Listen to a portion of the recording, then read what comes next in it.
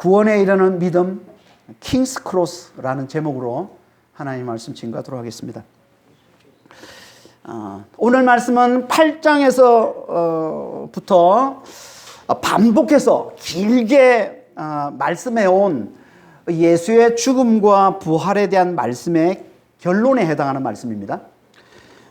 앞에서 제자들은 그 말씀을 계속 듣고도 깨닫지 못했는데 이제 그 결론으로 누가 그 말씀을 듣고 깨달을 수 있는지를 말씀해 주고 계십니다. 그게 오늘 본문 말씀입니다. 예수님은 지금 요단강 건너편 또는 동편이라고도 하는데 요단강 동편에서 이제 강을 건너서 서쪽 이제 예루살렘으로 이제 올라가시는 중이신데요. 예루살렘으로 올라가려면 반드시 지나가는 관문 도시가 있는데 그곳이 여리고입니다. 그러니까 여리고는 요단강에서 서쪽으로 8km 정도 떨어져 있고요. 그곳에서 한 24km 정도 더 올라가면 나오는 곳이 예루살렘인 거예요. 그러니까 여리고는 이 예루살렘으로 올라가는 이스라엘의 관문 도시와 같습니다. 그러니까 이스라엘 땅에 있는 가장 오래된 도시 중에 하나요. 이제 관문 도시라고도 할 수 있는데요. 그래서 구약에 보면 이제 출애굽 이스라엘 백성들이 이 여리고를 지나서 약속의 땅으로 들어오게 되는 거죠. 그랬던 것처럼 예수님도 지금 이곳을 지나서 이제 예루살렘으로 올라가려고 하십니다. 46절 한번 보겠습니다. 그들이 여리고에 이르렀더니 예수께서 제 아들과 허다한 무리와 함께 여리고에서 나가실 때 디메오의 아들인 메인 거지 바디메오가 길가에 앉았다가 예수님이 여리고에 도착을 하자 이제 제 아들과 함께 허다한 무리가 예수님을 따랐다라고 얘기합니다. 그러니까 여리고가 큰 도시입니다. 그러니까 많은 사람들이 그곳에 있는데 예수님의 소문을 듣고 예수님이 이제 오셨다는 얘기를 듣고 많은 사람들이 예수님을 이제 따랐다는 거죠. 그리고 이제 그들과 함께 그 도시를 나가려고 할 때 디메오의 아들 소경거지 바디메오가 길가에 앉아 있었다 이렇게 얘기를 하고 있습니다. 바디메오라는 이 말이요 디메오의 아들이라는 말입니다. 그러니까 디메오의 아들이라는 말을 두 번 반복하고 있는 거예요. 지금 디메오의 아들 바디메오 같은 말을 지금 두 번 반복하고 있는 거죠. 그러니까 강조를 나타내는 겁니다. 디메오의 아들을 강조하고 있는 거죠. 디메오의 아들이 뭘까요? 이 부정의 아들 이런 뜻입니다. 부정의 아들 또는 불결의 아들 이런 말이에요. 아니 아들을 이름을 짓는데 어떻게 이름을 짓습니까? 어떻게 그에게 이런 이름이 지어졌을까요? 부정의 아들, 불결의 아들. 그건요, 그가 소경이었기 때문에 그런 겁니다. 소경. 당시 유대인들은요, 소경을 죄의 결과로 여겼습니다. 그래서 요한복음 9장에 보면은 소경을 보고 제자들이 예수님께 그러죠. 저가 자기 죄 때문에 소경이 된 겁니까? 아니면 부모의 죄 때문입니까? 이렇게. 그러니까 다 유대인들은 다 소경 보면, 죄 때문에 그런 것이다. 이렇게 죄의 결과를 여겼던 거예요. 그래서 그를 부정의 아들, 불결의 아들 이렇게 불렀던 겁니다. 그리고 이걸 지금 강조하고 있는 거죠. 부정의 아들임을 강조하고 있는 거예요. 부정한 자 중에 부정한 자라는 거죠. 이걸 밖으로 드러내 보여주는 게 뭐예요? 그게 소경 거지예요. 소경인 것도 부정한데 거기에도 또 거지라는 겁니다. 부정한 자 중에 부정한 자. 죄인 중에 죄인이라는 거예요. 이런 곳 거룩하신 분 예수님과 가장 거리가 먼 자를 상징해서 보여주는 거예요. 그러니까 예수님과 가장 거리가 먼 자, 그러니까 구원받기 가장 힘든 자를 상징해서 보여주는 거예요. 이게 소경거지 바디메오라는 거예요. 그런 그가 이제 예수님을 만나서 구원받는 이야기, 이게 오늘 본문 말씀인 거예요. 가장 구원받기 힘든 자, 가장 예수님과 거리가 먼 자로 보이는 그가 구원받게 되는 이야기를 하고 있는 거예요. 오늘 본문 말씀은. 오늘 보면 이제 그런 그가 어떻게 예수님을 만나서 구원받게 되는지를 아주 자세히 이제 말씀해 주고 있는데요. 그걸 크게 두 가지로 말씀해 주고 있습니다. 그가 어떻게 예수님을 만나서 구원받게 되는지를 두 가지로 말씀을 해 주고 있습니다. 첫째는요, 그가 예수님에 대해서 정확하게 알았기 때문에 그가 구원받게 됐다는 겁니다. 그걸 말씀해 주는 게 47절 말씀입니다. 47절 한번 보겠습니다. 나사렛 예수시란 말을 듣고 소리질러 이르되 다윗의 자손 예수여 나를 불쌍히 여기소서. 길가에 앉아있던 이 바디메오가 그러니까 많은 사람들이 하는 얘기를 들은 거예요. 나사렛 예수가 지나간다 이런 얘기를 들은 거예요. 그 얘기를 듣고는 다윗의 자손 예수야 이렇게 불렀다는 거예요. 무슨 말이에요? 나사렛 예수가 곧 다윗의 자손이라는 것을 잘 알았다는 거죠. 소경거지가. 이 유대인들에게 이 다윗의 자손은요 메시아를 나타내는 호칭입니다. 아무나 다윗을 이렇게 부르는 거 아니에요. 메시아를 그렇게 부르는 거예요. 다윗의 자손. 그러니까 바디메오는 지금 지나가는 나사렛 이 예수가 곧 구약에서 그토록 예언하고 있는 하나님이 당신 백성을 구원하러 보내겠다고 약속하신 메시아이심을 잘 알고 그를 향해 소리쳐 불렀다는 거예요. 소리쳐 이렇게 부른다는 건요 그를 믿었음을 얘기하는 겁니다. 그래서 로마서 10장 13절 14절에 이렇게 얘기하는 거예요.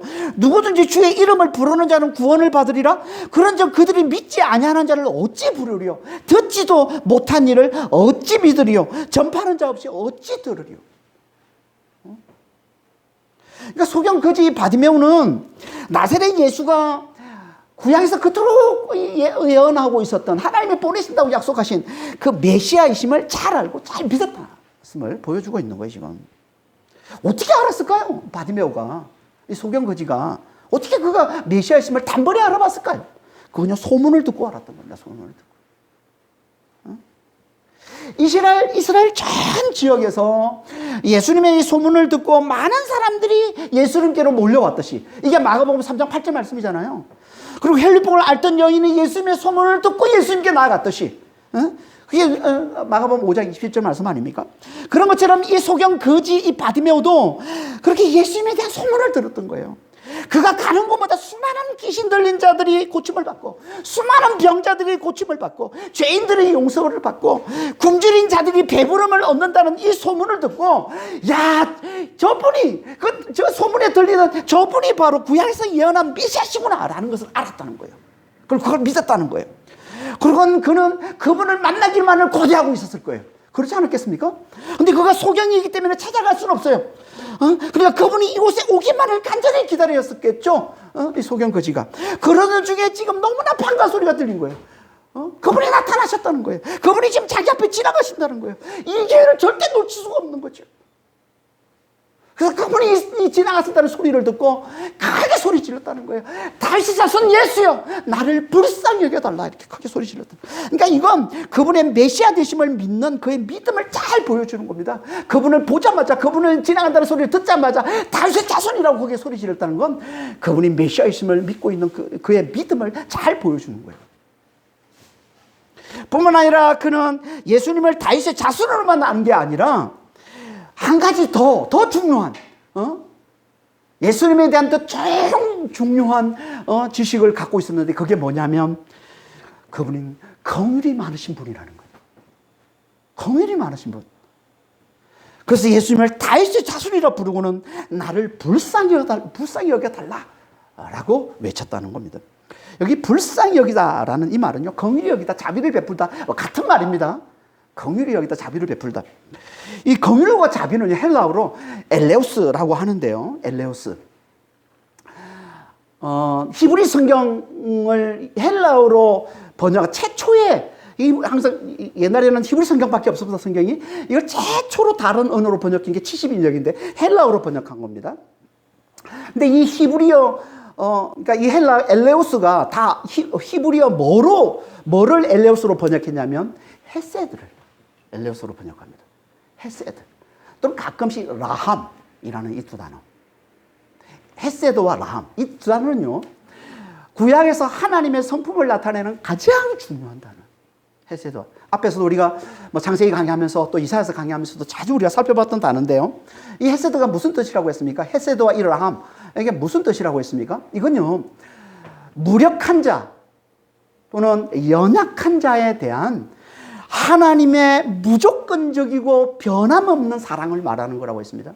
다시 한번 헤세드, 라함 이게 너무너무 중요한 하나님의 이 창조주 하나님의 이 창조주 대신 하나님의 피조물에 대한 가장 기본적이고 가장 중요한 성품이 헤세드와 이 라함인데 이게 뜻이 뭐냐면 무력하고 연약한 자에 대한 하나님의 무조건적이고 한결같은 변함없는 사랑을 얘기하는 거라고 했습니다. 그래서 구약에서 자주 하나님을 이 긍휼과 이 사랑이 많으시는 분으로 강조해서 말씀을 하고 있습니다. 대표적인 것 한 곳만 보면요. 출애굽기 34장 6절입니다. 여호와께서 그의 앞으로 지나가시면 모세 앞으로 좀 지나가면서 모세에게 하나님께서 당신을 나타내 주시고 당신을 소개하는 얘기예요. 당신이 누군지를 말씀하고 있는 건데 여호와께서 그의 앞으로 지나가시며 선포하시되 여호와라 여호와라 자비롭고 은혜롭고 노하기를 더디하고 인자와 진실이 많은 하나님이라. 같은 말씀을 5번 반복하고 있는 거죠. 한마디로 뭐예요? 하나님은 너무나 사랑이 많으신 하나님, 하나님 너무나 긍휼이 많으신 하나님이라고 얘기하고 있는 것이고, 이걸 대단히 강조해서 말씀하고 있는 거예요. 하나님은 이렇게 무력하고 연약한 자에게 무조건적이고 변함없는 사랑을 베푸셔서 우리를 구원하신 하나님이시라는 거예요. 이게 무조건이라는 이 말은 말 그대로 조건이 없는 걸 얘기하는 겁니다. 우리가 무슨 의로운 걸 내놓고 우리가 무슨 선한 걸 내놓아야 하나님이 우리를 사랑하셔서 우리를 구원해 주시는 게 아니라, 그런 게 없더라도 그분의 그 긍휼과 그 사랑이 그분이 긍휼과 사랑이 많으신 분임을 알고 그분을 찾기만 하면 그 긍휼과 그 사랑으로 우리를 구원해 주신다는 거예요. 이게 하나님의 긍휼과 사랑이라는 거예요. 하나님의 이 긍휼과 사랑을 우리에게 온전히 나타내 보여주러 오신 분, 이분이 누구십니까? 이분이 예수님이신 거죠. 그래서 예수 안에 하나님이 계시다, 하나님의 긍휼과 사랑이 있다라고 얘기를 하는 것이고, 그리고 이걸 확정해 보여주는 거예요. 하나님의 긍휼과 사랑을, 예수 안에 있는 하나님의 긍휼과 사랑을 확정해 보여주시는 거예요. 이게 뭐예요? 이게 예수의 죽음과 부활이라는 거예요. 예수님께서 우리와 함께 죽으시고 우리와 함께 다시 살아나신 예수의 죽음과 부활이라는 거예요. 이게 에베소 2장 4절 5절 말씀이죠. 긍휼이 풍성하신 하나님이 우리를 사랑하신 그 큰 사랑을 인하여 허물로 죽은 우리를 그리스도와 함께 살리셨고, 로마서 5장 8절에서도 우리가 죄인 되었을 때 그리스도께서 우리를 위하여 죽으심으로 하나님께서 우리에 대한 자기의 사랑을 확정하셨느니라. 이걸 알아보고 그분께 나와서 그분의 그 긍휼과 사랑을 구하는 자가 예수를 제대로 믿는 자라는 거예요. 그러니까 예수님을 다윗의 자손으로만, 메시아로만 아는 게 아니라 우리를 위해서 죽으시기까지 하시는, 죄인이었을 때도, 우리가 죄인임에도 불구하고 우리를 위해서 죽이시기까지 하시는 너무나 긍휼이 많으신 분이심을 알고 그 긍휼을 간절히 구하는 자, 이 자가 예수를 제대로 믿는 자라는 거예요. 그걸 보여주고 있는 거예요, 소경거시 이야기를 통해서. 누가 이걸 제대로 잘 알고 이걸 예수님께 이걸 잘 구하겠습니까? 누가? 자신이 무력하고 연약한 점을 잘 알아보는 자겠죠.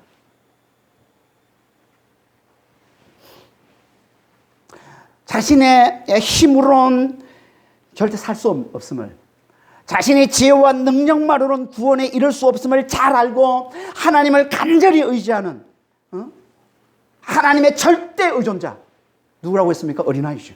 그 어린아이 같은 자, 하나님 절대 의존자, 자기 힘으로는 살 수 없고 자기 지혜, 자기 능력으로는 구원에 이를 수 없음을 잘 알고 하나님만을 간절히 찾고 하나님을 간절히 의지하는 하나님 절대 의존자, 어린아이 같은 자. 이게 오늘 본문에서 누구예요? 소경거지인 거예요. 거지.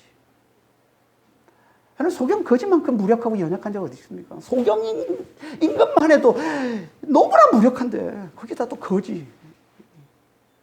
얼마나 무력하고 얼마나 연약한 자. 그 많은 사람들 중에 오직 그만이 예수님이 긍휼이 많으신 메시아, 긍휼이 많으신 다윗의 자손으로 제대로 알아보더라는 거예요. 그만이 예수님을 무력하고 연약한 자에게 무조건적이고 변함없는 사랑으로 구원을 베풀어 주시는 메시아로 제대로 알아보더라는 겁니다. 그리고 그분께 간절히 구하더라는 거예요. 그 긍휼과 그 사랑을. 그러니까 자신을 하나님 없이 살 수 없는 너무나 무력한 자, 너무나 연약한 자로 잘 알아보는 자만이 예수의 이 긍휼과 사랑을 잘 알아보고 그걸 잘 의지함으로, 그걸 잘 구함으로 구원에 이를 수 있다는 겁니다. 아니면 그분을 긍휼이 많으신 메시아로, 긍휼과 사랑이 많으신, 긍휼로 구원을 베풀어 주시는 메시아로 절대 제대로 알아볼 수 없다는 거야. 그래서 제자들이 예수님이 다윗의 자손으로 알면서도, 메시아로 알면서도, 그렇게 오랫동안 예수님을 따라다니며 예수님께 많은 가르침을 받았으면서도 그분을 긍휼과 사랑으로 우리에게 구원을 가져다 주시는 긍휼이 많으신 메시아로는 깨닫지 못하더라는 거예요, 제자들이. 왜 깨닫지 못했을까요? 그들은 소경 거지처럼 자신을 하나님 없이는 살 수 없는 철저히 무력한 자, 철저히 연약한 자로 알아보지는 못했으니까, 깨닫지는 못했으니까. 제자들이 그러잖아요. 예수님 그렇게 쫓아다니면서도 예수님 없이는 아무것도 할 수 없는, 예수님 없이 살 수 없는, 구원에 이를 수 없는 너무나 무력하고 너무나 연약한 자임을 깨닫지 못한 거예요. 그걸 잘 보여주는 게 뭐예요? 어린아이를 데려오자 어린아이를 꾸짖는 거 아닙니까? 앞에 마가복음 10장 13절에 사람들이 예수님 앞에 복받으러, 기도받으려고 애들을 데려왔더니 어린아이를 꾸짖지 않습니까? 예수님 앞에 애들을, 이런 쓸데없는 애들을, 이런 작은 자, 하찮은 자들, 이런 자들을 왜 데려왔냐고 꾸짖지 않습니까, 제자들이? 그래서 예수님이 이거 제자들에게 화를 냈다고 그러잖아요. 그러니까 연약한, 지극히 작은 자, 연약한 자, 무력한 자들을 멸시했음을 보여주는 거예요, 이 제자들은. 이 모습을 또 잘 보여주는 게 뭐예요? 우리가 지난주에 이렇게 나누었던, 야고보와 요한으로 대표되는 이 제자들이 예수님 앞에 구했는데 뭘 구합니까? 예수님의 좌우편에 앉게 해달라고, 높은 자리에 앉게 해달라고, 힘 있는 자가 되게 해달라고. 뭘 보여주는 거예요, 그들은? 그들은, 사랑이 아니라 하나님께서 사랑으로 긍휼로 우리를 구원해 주신 걸 모르고, 여전히 힘으로 구원에 이르려 하는 자였음을 보여주는 거 아닙니까? 여전히 힘을 추구하는 모습으로. 세상 사람들과 똑같은 모습임을 보여주는 게 그 얘기 아닙니까? 그러니까 이렇게, 작은 자를, 지극히 작은 자, 무력한 자, 연약한 자들을 멸시하고 늘 힘을 추구하고 힘으로 구원에 이르려고 하는 그런, 마음이면 아무리 예수님을 다윗의 자손으로 알아도 절대 그분을 긍휼로 구원을 베풀어 주시는 분으로는 제대로 깨달을 수가 없는 거예요. 긍휼이 많으신 메시아로는 제대로 깨달을 수 없다는 겁니다. 지금도 마찬가지입니다. 우리 자신이 하나님 없이는 살 수 없는 너무나 연약한 점을 알지 못하면, 그래서 여전히 연약한 자들을 멸시하고 자신의 힘을 추구하고 태도 높은 자리에 오르려고만 한다면 우리는 절대 예수님을 긍휼로 구원을 베푸시는 긍휼이 많으신 메시아로 제대로 깨달을 수가 없는 겁니다.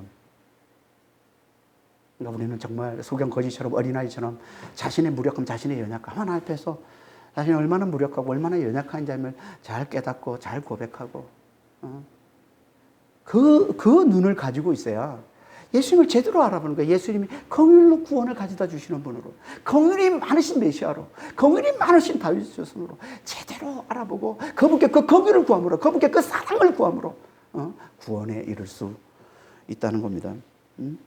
이게 소경 거지 이야기인 거예요.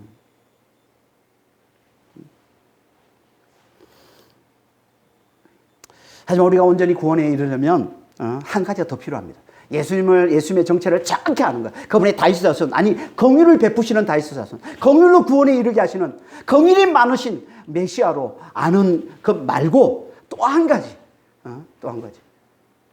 필요한 게 있는데, 그게 뭐냐면 구원에 이르는 두 번째, 믿음의 두 번째 단계, 그 진리를 끝까지 굳게 붙드는 겁니다. 그 진리를 끝까지 굳게 붙드는 거예요. 이게 48절 말씀이죠. 많은 사람이 꾸짖어 잠잠하라 하되 그가 더욱 크게 소리질러 이르되 다윗의 자손이여 나를 불쌍히 여기소서 하는지라. 바디메오가 소리를 치자 사람들이 그를 꾸짖습니다. 잠잠하라 이렇게 꾸짖습니다. 왜 사람들이 지금 이 바디메오를 꾸짖을까요? 왜? 그걸 멸시했기 때문에 그런 거예요.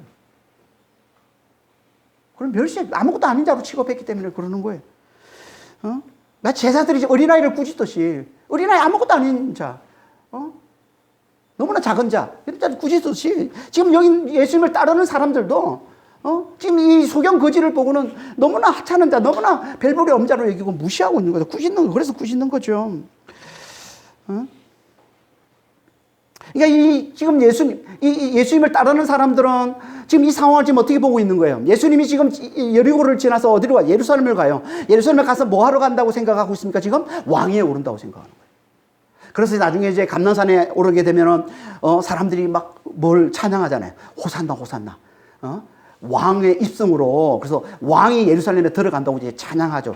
결국은 예수님이 그 예루살렘에 들어가서 십자가 달려 죽으시는 건데, 그걸 모르고 사람들은 이제 마치 왕이 오르는 것만 알고 그렇게 찬양을 하는데, 이 사람들이 지금 이 여리고부터 마찬가지예요. 여기 있는 사람들 다 예수님이 지금 예루살렘에 가시는 건 이제 하나님 나라를 세우고 왕위에 오르기 위해서 간다고 생각하는 거예요. 이런 중대한 일을 지금 앞에 둔 그분 앞에 소경 거지가 지금 끼어든 거잖아요. 이건 뭐로 보이는 거예요? 그들이 볼 때는 그분의 일을 방해하는 것으로밖에 보이지 않는 거예요. 지금 아니, 중대한 일, 너무나 큰 일을 앞두고 계신 그분 앞에 아무것도 아닌 존재인 이 소경 거지가 와서 끼어들어서 지금 그 길을 막고 있는 거예요. 방해하는 거잖아요. 그러니까 이거는 방해하는 꼴밖에 안 보이는 거예요. 그러니까 너 같은 자가 끼어들 자리가 아니다 하면서 호통치는 거예요.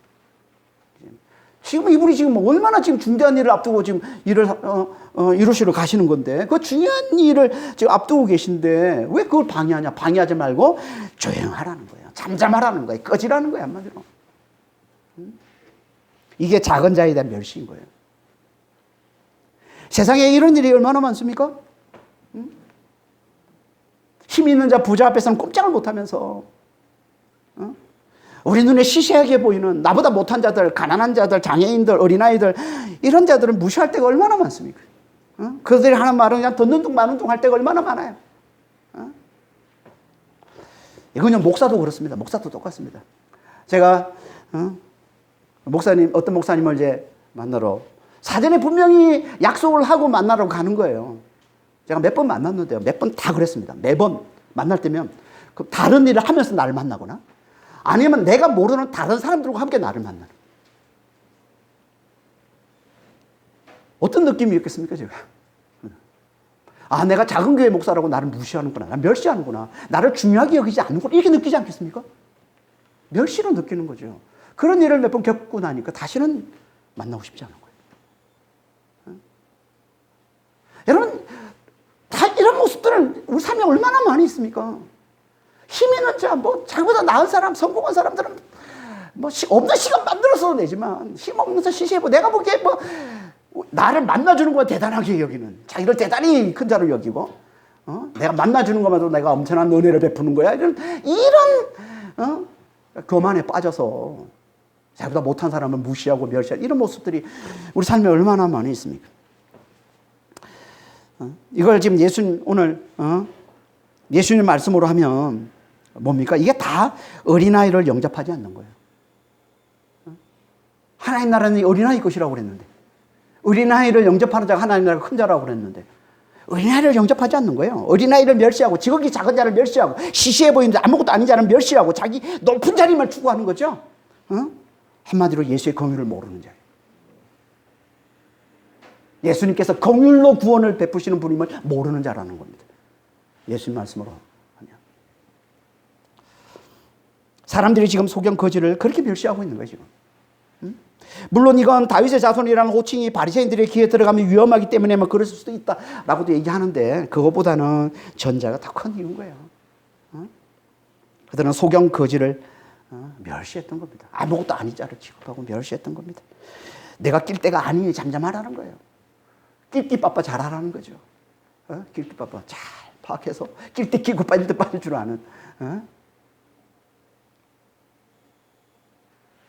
우리 같으면 사람들로부터 이런 핀잔, 이런 호통, 이런 꾸지람을 들을 때 우리는 어떻게 반응할까요? 우리 같으면 주눅 들지 않겠습니까? 속으로는 기분이 나쁘지만 또 어떤 봉변을 당할지 모르니까 그냥 입을 꾹 다물고 뒤로 물러서지 않겠습니까? 대부분 그렇게 반응하겠죠. 사람들이 다 이구동성으로 지금 잠잠하라, 호통치고 꾸짖고 그러면 입 다물고 물러서고 이게 대부분 사람들의 반응이겠죠. 하지만 바디메오는 그러지 않았다는 거예요. 그런 사람들이 꾸짖는다고 물러서지 않더라는 겁니다. 사람들이 뭐라 한다고 포기하지 않더라는 거예요. 오히려 사람들이 꾸짖자 더 큰 소리로 외치더라는 거예요. 다윗의 자손 예수여, 나를 불쌍히 여겨 주소서.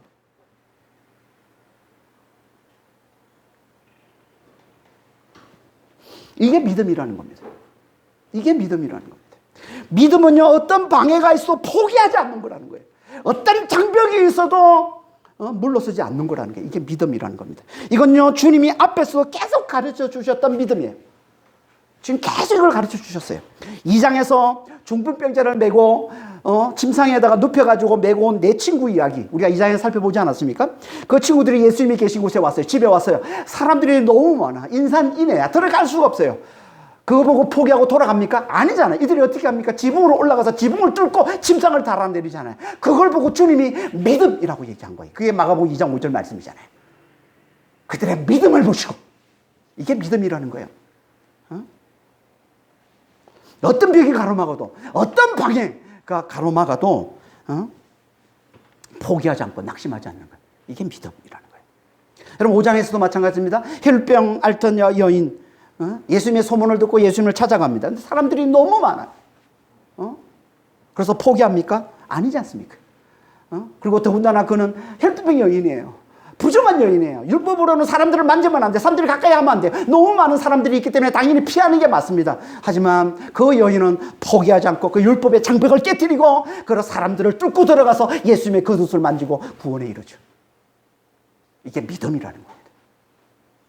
동일하게 예수님이 믿음이 너를 구원했다라고 말씀하고 있는 거예요. 여러분 해당장 야이로도 마찬가지 아닙니까? 사경을 헤매고 있는 딸을 살리기 위해서 예수님을 찾아갔어요. 예수님을 모시고 집으로 가고 있는데 소문이 들려옵니다. 딸이 죽었다. 절망적인 상황 아닙니까? 그렇다고 포기합니까? 포기하지 않습니다. 예수님 말씀을 붙들고 두려워하지 말라. 나를 믿기만 하라는 이 말씀을 붙들고 사람들의 비웃음에도 불구하고 예수님 말 끝까지 굳게 붙들었더니 죽은 딸이 살아나는 놀라운 구원을 경험하지 않습니까? 이게 믿음이라. 7장에서 수르복의 여인도 마찬가지 아닙니까? 예수님께서 개처럼 취급하고 자녀의 떡을 취해서 개에게 주는 법이 없다. 충격적인 말인 거죠. 너무나 자신을 비하하는 말 아닙니까? 그런데도 물러서지 않고 개라도 자녀의 상에서 떨어지는 부스러기로 먹습니다. 엄청난 믿음을 주님 앞에 보임으로 주님께서 감동받으시고 내가 이만한 믿음을 어디서도 본 적이 없다라고 말씀하시면서 그 딸을 고쳐주지 않습니까? 다 같은 얘기하는 거예요. 다 뭐예요? 장벽이 있어도 방해가 있어도 끄떡하지 않고 포기하지 않고 너무 놓지 않고 끝까지 주님을 붙드는 거예요. 이걸 믿음이라고 한다는 거예요. 그러니까 믿음은 첫째는 예수님이 긍휼이 많으신 메시아, 긍휼이 많으신 다윗의 자수님을 잘 깨닫는 것이요. 정확하게 깨닫는 것이요. 두 번째는 어떤 장벽에도 그분을 절대 놓지 않고 포기하지 않는 거라는 겁니다. 이게 믿음이에요. 그래서 갈라디아서 6장 9절에 우리가 선을 행하되 낙심하지 말지니 포기하지 않으면 때가 이름에 거두리라. 우리가 포기하지만 않으면, 우리가 낙심하지만 않으면 주님은 반드시 열매를 거두게 주신다는 겁니다. 이걸 바디메오를 통해서 주님 우리에게 다시 한번 도전하고 계신 거예요. 이걸 보여주고 계신 거예요. 이게 믿음이야? 이게 구원에 이르는 믿음이야? 라고 말씀하고 있는 겁니다. 그래서 그걸 보시고 예수님의 가던 길을 멈추시고 그를 부르시죠. 이게 49절 50절입니다. 예수께서 머물러 서서 그를 부르라 하시니 그들이 그 맹인을 부르며 이르되 안심하고 일어나라. 그가 너를 부르신 다음에 맹인이 겉옷을 내버리고 뛰어 일어나 예수께 나오거늘.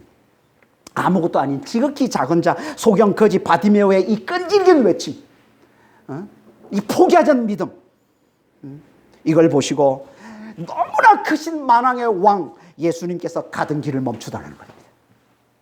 너무나 지극히 작은 자다. 송교진은 너무 지극히 작은 자 아닙니까? 예수님은 만왕의 왕이시잖아요. 그분이 가던 길을 멈춰요.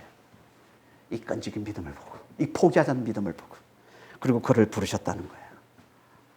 뭘 보여주는 겁니까? 주님을 정확히 알고 그분을 포기하지 않는 우리의 이 작은 믿음을 그 크신 주님이 얼마나 귀하게 여기시는지를 잘 보여주는 말씀인 거예요.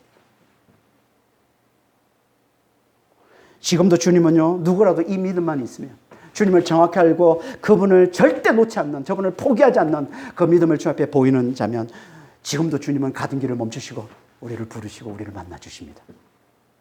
이게 믿음이라는 거예요.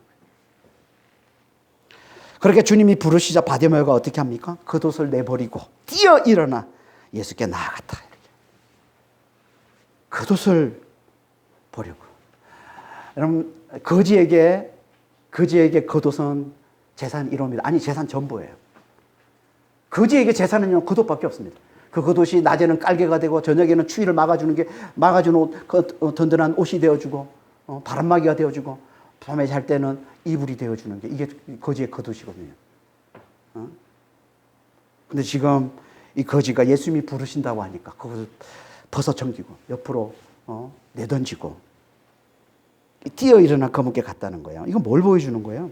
자신의 전부를 내던지고 주님께 나아갔음을 보여주고 있는 거예요. 마치 제자들이, 예수님이 제자들을 부르자 그 제자들이 어떻게 합니까? 배와 그물을 내버리고 배와 그물을 내버리고 주님을 따랐던 것과 똑같은 거예요.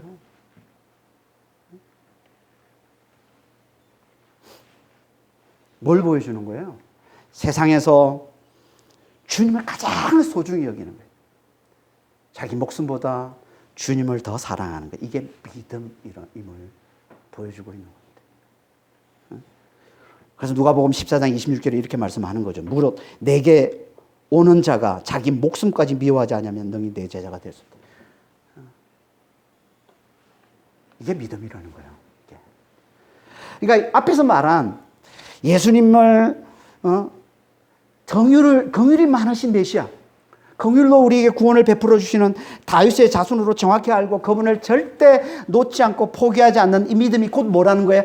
그분을 세상에서 가장 소중히 여기라는 거예요. 그분을 자기 목숨보다 더 사랑하는 거라는 겁니다. 이게 믿음이라는 거야. 그러니까 예수를 믿는다는 건요, 다른 말로 하면 뭐예요? 예수를 가장 사랑하는 거예요. 세상에서 가장 소중히 여기는 거예요.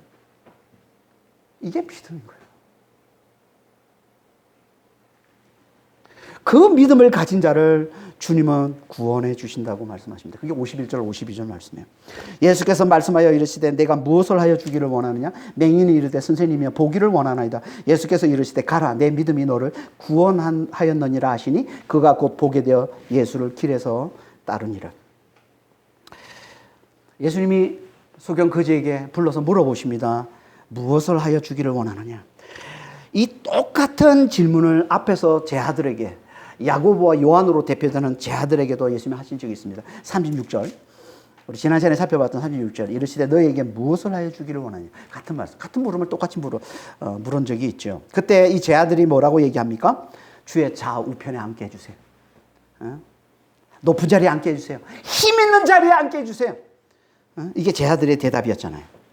여러분 우리 같으면 주님이 우리에게 무엇을 하여 주기를 원하냐 물어볼 때 우리는 뭐라고 대답할 것 같습니까? 제 아들과 별로 다르지 않을까요? 높은 자리 성공하게 해주세요. 돈 벌게 해주세요. 부자 되게 해주세요. 뭐 그러지 않겠습니까? 이게 뭐라고요? 이게 예수의 긍휼을 모르는 자들의 구함이라는 거예요. 긍휼을 모르는 자들의 구함. 예수의 긍휼을 아는 자는 뭘 구합니까? 보기를 원하나이다. 이런 본다는 것은요, 1차적으로는 소경이 육체적으로 시력을 회복하는 걸 말하는 겁니다. 육체적으로 눈을 뜨는 걸 얘기하는 거예요. 1차적으로는. 하지만 성경에서는 자주 이거를 영적인 의미로도 자주 사용하는데요. 진리를 깨닫는다는 의미로 자주 사용을 합니다. 본다는 거예요. 그 대표적인 게 요한복음 9장인데요. 요한복음 9장에서 예수님께서 맹인을 치유해 주시죠. 그리고는 예수님께서 바리새인들에게 이렇게 얘기합니다. 요한복음 9장 41절에 예수께서 이르시되 너희가 맹인이 되었더라면 죄가 없으려니와 본다고 하니 너희 죄가 그대로 있느니라. 여기 보는 것을 그냥 육체적으로 시력을 회복되는 걸로 보면 이해가 안 되는 말씀이죠. 이거는 이해할 수 없는 말씀인 거죠. 이거는 그렇게 보면 안 되고 영적인 의미, 진리를 깨닫는 의미로 봐야 이해가 되는 겁니다. 그러니까 이 말씀은 이런 거예요. 너희가 진리를 깨닫지 못한 줄 알면, 너희가 기도를 깨닫지 못하고 있다고 알고 있으면 나를 믿어서 죄가 없으려니와 너희가 진리를 깨닫는다고 하니 나를 믿지 않아서 너희 죄가 그대로 있느니라 라고 얘기하고 있는 거예요. 그러니까 성경에서 본다는 건 시력 회복과 진리를 깨닫는 것, 이 두 가지 의미로 쓰이고 있는 겁니다. 오늘 본문도 마찬가지입니다. 이 두 가지 의미로 다 쓰고 있는 거예요. 그래서 예수님이 그러신 거예요. 예수님이 뭐라고 말씀하셨습니까? 내 믿음이 너를 구원하였다. 내 믿음이 너를 구원하였다. 유대인들에게는요, 구원은 항상 이 몸의 치유와 이 영적인 구원이 연결되어 있습니다. 구원 말할 때, 구원이라는 단어를 쓸 때 그냥 영적으로 그냥 진리를 깨달아서 영생을 누리는 그 영적 구원만 얘기하는 게 아니라 몸의 치유까지 포함해서 유대인들은 구원을 얘기한다는 거예요. 그러니까 여기 구원은 몸의 치유와 진리를 깨달아 영생에 이르는 이 영적인 구원을 다 포함하고 있는 겁니다. 그래서 마지막에 뭐라고 말씀하고 있어요? 그가 구원받아서 보게 되었고 예수를 따르는 자가 되었다라고 말씀하고 두 가지 의미를 다 쓰고 있는 거예요. 지금도 하나님은 우리의 믿음을 통해서 몸의 치유와 영적 구원을 함께 가져다 주십니다. 그러니까 우리는 몸의 치유와 영적 구원을 늘 함께 잘 구하는 자가 돼야 돼요. 나는 시시하게 세상에서 치유받는 건 그런 건 관심 없어. 그냥 천국에 가는 것만 관심 있어. 그거 거짓말입니다. 뻥입니다. 그럴 수는 없어요. 연결되어 있기 때문에. 그러니까 우리는 늘 주님 앞에 기도할 때, 주님의 구원을 구할 때, 몸의 치유. 아프면 몸의 치유도, 우리 하나님이 몸의 치유는 관심 없고 뭐 영적인 구원만 주시겠어요. 우리 하나님. 육체를 주신 것도 우리 하나님이신데. 몸의 치유와 영혼의 구원을 위해서 우리 함께 잘 구하는 자가 돼야 됩니다. 하지만 궁극적으로 주님이 우리에게 주시고자 하는 구원은 뭐예요? 당연히 영적 구원인 거죠. 진리를 깨달아서 영생에 이르는 구원인 거죠. 당연히. 그러니까 오늘 본문도 전체 문맥을 보면요. 이 말씀은 진리를 깨달아 영생을 누리는 영적 구원에 좀 더 강조점이 있어 보입니다. 전체 문맥을 보면. 이걸 제대로 보려면 오늘 본문과 수미상관으로 연결된 앞에 8장 22절에서 26절까지 말씀을 같이 봐야 합니다. 수미상관이라는 말은요, 머리와 꼬리가 서로 연결되어 있는 걸 이게 수미상관이라고 그래요. 이게 일종의 문법 용어인데요. 수미상관. 성경에는 자주 나옵니다. 이런 기법이 수학적인 기법인데 이게 성경에 자주 강조를 위해서 주로 이런 식으로 많이 기록이 되어 있습니다. 이 수미상관으로 연결되어 있습니다. 8장 21절, 26절 오늘 본문은 8장 22절에서 26절 말씀이 무슨 내용입니까? 맹인을 치유하는 이야기입니다. 오늘 본문도 맹인을 치유하는 얘기예요. 그러니까 앞에 8장 22절에서 26절 이 말씀과 오늘 본문은요 연결되어 있는 거예요. 근데 재밌는 건 앞에서 우리가 그 본문 강의할 때 자세히 살펴봤지만 맹인을 치유하는 얘기인데 대단히 치유 과정이 대단히 독특하다고 했습니다. 예수님은 한 번도 그렇게 치유한 적이 없어요. 예수님은 항상 치유할 때 단번에 다 이루어졌지. 근데 유독 여기서만 8장 20에서 26절 딱 한 군데서만 예수님께서 단번에 치유는 못합니다. 두 번에 걸쳐서 치유하죠. 두 번에 걸쳐서. 아니 예수님이 능력이 딸려서 그랬을까요? 왜 다른 때는 다 아니 그 놀라운 죽은 자를 살리는 능력도 단번에 이루시고 그 엄청난 능력을 다 단번에 다 이루시는데 왜 8장 22, 26절 그때 맹인을 치유할 때만 왜 두 번에 걸쳐서 예수님이 치유를 하실까요? 제가 그때 자세히 설명을 들었습니다. 그 이유가 뭔지를. 그건요 8장 27절 이후에 나오는 제 아들의 믿음과 연관이 있다고 그랬어요. 제 아들이 단번에 예수님을 제대로 알아보지 못하고 예수님의 메시아심을 알아보긴 하는데 그분이 긍휼을 베풀어서 긍휼로 우리를 구원하시는 메시아로 제대로 알아보지 못하고 있는 그분이 우리 메시아심을 알고 있지만 십자가의 죽음이라는 너무나 큰 긍휼과 사랑으로 우리를 구원하시는 메시아로는 그분은 왕으로는 알아보지만 십자가의 죽음으로 우리를 구원하시는 왕으로는 알아보지 못하는 그걸 우리 앞에서 자세히 나누지 않았습니까? 8장, 9장, 10장 세 장에 걸쳐서 그걸 말씀하는 거라는 거예요. 두 번에 걸쳐서 제 아들이 깨닫게 될 걸 미리 보여주는 이야기라고 했습니다. 그러다 나중에 주님이 죽으시고 부활하신 후에 비로소 그들이 이 진리를 온전히 깨닫게 될 것을 미리 나타내 보여주는 게 오늘 본문 소경 거지 바디메오의 눈떡 이야기라는 거예요. 그 진리가 뭐라고요? 온전히 깨닫게 될 그 진리. 예수님은 긍휼이 많으신 메시아시라는 거예요.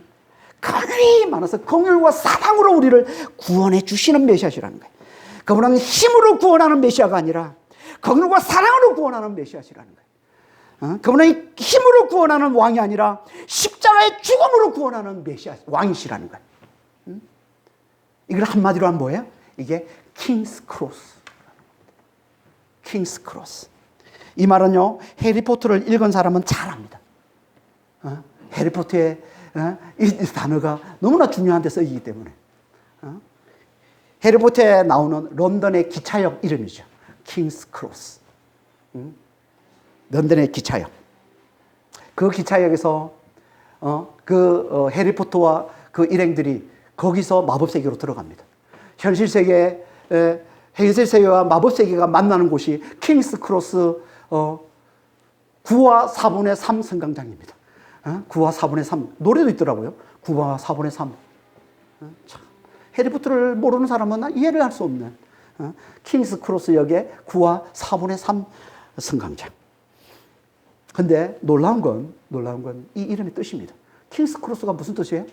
왕의 십자가라는 뜻입니다. 왕의 십자가. 왕은 왕인데 십자가를 지시는 왕이다. 왕은 왕인데 십자가로 우리를 구원하시는 왕이시라는 거예요. 이게 킹스 크로스예요. 킹스 크로스. 저는 그 작가가 조앤 롤링이 크리스찬인지 아닌지 잘 모릅니다. 하지만 그 정서가 유럽은 다 기독교적인 어떤 그런 문화의 기반 위에 있으니까 저는 성경적인 어떤 내용도 좀 알고 있을 거라고 생각합니다. 그럼 거기서 작가는 해리포터 그 일행이 현실 세계에서 마법 세계로 들어가는, 보이는 현실 세계에서 보이지 않는 마법 세계로 들어가는 공간, 장소, 특별한 공간으로 지정했지만 실제로 킹스 크로스는 이 세상과 보이지 않는 하나님의 나라가 만나는 곳입니다. 이게 킹스 크로스예요. 이 현실 세계와 보이지 않는 하나님의 나라가 만나는 곳, 접촉하는 곳. 이것이 킹스 크로스. 왕의 십자가예요. 십자가를 지시는 왕. 십자가로 우리를 구원하시는 왕. 이 킹스 크로스에서 우리는 하나님 나라를 들어가는, 이 킹스 크로스에서 우리는 구원에 들어가는, 이 킹스 크로스에서 우리는 예수님과 함께 영원토록 구원을 누리는 삶을 산다는 겁니다. 이게 킹스 크로스예요. 이게 마가복음 전체 내용을 압축해 주는 말이라는 겁니다. 그래서 팀 켈러 목사님이 마가복음 책을 내면서 그 제목을 킹스 크로스라고 합니다. 이게 마가복음 전체 메시지라는 거예요. 킹스 크로스. 마가복음 1장부터 8장 21절까지는 킹에 대해서, 왕에 대해서, 그분의 왕되심에 대해서, 놀라운 능력을 나타내는 왕되심에 대해서 말씀하고 있는 것이고, 8장 22절부터 16장까지는 그분의 왕은 왕이신데 십자가를 통해서 우리를 구원하심을 얘기하고 있는 게 마가복음 8장 22절에서 16장까지 말씀이라는 겁니다. 이게 킹스 크로스예요. 이 진리를 잘 깨달아야 킹스 크로스, 왕이신데 십자가를 지시는 왕, 십자가로 우리를 구원하시는 왕, 긍휼이 많으신 왕, 긍휼로 사랑으로 우리를 구원하시는 왕, 이 진리를 잘 깨닫고 이걸 굳게 붙들어야 예수를 제대로 믿는 자라는 겁니다. 우리는 어떻습니까? 우리는 진리를 잘 깨닫고 계신가요? 이 진리를 굳게 잘 붙들고 계신가요? 킹스 크로스, 십자가를 지시는 왕, 긍휼로 우리를 사랑하시고 긍휼로 우리를 구원해 주시는, 사랑으로 우리를 구원해 주시는 왕 되심을 잘 알고 잘 깨닫고 이 진리를 굳게 잘 붙들고 계십니까? 누가 이걸 잘 깨닫는다고요? 누가 이 진리를 잘 깨닫고 이 진리를 굳게 잘 붙든다고요? 어린아이처럼, 소경 거지처럼 자신이 하나님 없이는 살 수 없는 너무나 연약한 자임을 잘 알아보는 자, 너무나 무력한 자임을 잘 알아보는 자, 그래서 하나님을 간절히 의지하는 자, 그들만이 예수님이 긍휼로 구원하시는 메시아라는 이 킹스 크로스 복음을 잘 깨닫게 되고 그분만을 굳게 붙들므로, 그분을 절대 포기하지 않으므로 하나님이 마침내 우리 가져다 주시는 놀라운 구원을 누리게 된다는 거예요. 그런 믿음의 성도들이 다 되시길 바랍니다. 정말 소경 거지처럼, 어린아이처럼 하나님 없이는 살 수 없는, 우리 힘으로는 살 수 없는, 우리의 지혜와 능력으로는 살 수 없는, 하나님이 있어야만 살 수 없는 하나님 절대 우존자, 어린아이 같은 자, 소경 거지가 되셔서 그분의 그 긍휼하심, 그분의 그 사랑 많으심, 긍휼 많으심을 잘 깨닫고 그분을 굳게 의지함으로 어떤 장벽, 어떤 방해가 있어도 절대 그분을 놓지 않고 절대 그분을 포기하지 않으므로 마침내 그분이 주시는 긍휼로 구원을 베풀어 주시는, 사랑으로 구원을 베풀어 주시는 그분의 놀라운 구원을 누리며 사시는, 그걸 누리며 그 구원을 누리며 그분을 따라가는, 다시 말해서 그분이 드러나서 우리 삶 가운데도 그분이 그 긍휼을 잘 베푸는 이 제자의 길을 잘 걸어가시는 그런 믿음의 성도들이 다 되시길 예수님으로 축원합니다. 기도하겠습니다. 하나님 아버지, 어린아이처럼, 소경 거지처럼 정말 자신의 무력함, 자신의 연약함을 잘 깨달아야, 아버지 하나님, 우리가 정말 예수님이 긍휼이 많으신 메시아로 우리 눈이 열려서, 그때 비로소 우리 눈이 열려서 예수님이 긍휼이 많으신, 사랑이 많으신 메시아로 우리가 잘 알아보게 되고 그분을 굳게 붙들므로 어떤 상황에도 그분을 포기하지 않고 끝까지 그분을 잘 붙들므로 그분이 주시는 긍휼로 사랑으로 십자가의 죽음으로 우리에게 베풀으시는 이 엄청난 구원, 이 엄청난 은혜, 엄청난 축복을 누리며 살아갈 수 있습니다. 주님, 그런 믿음의 성도들이 다 될 수 있도록 저희를 축복해 주시고 주님 인도하여 주시옵소서. 감사하며 우리 주 예수 그리스도 이름으로 기도합니다.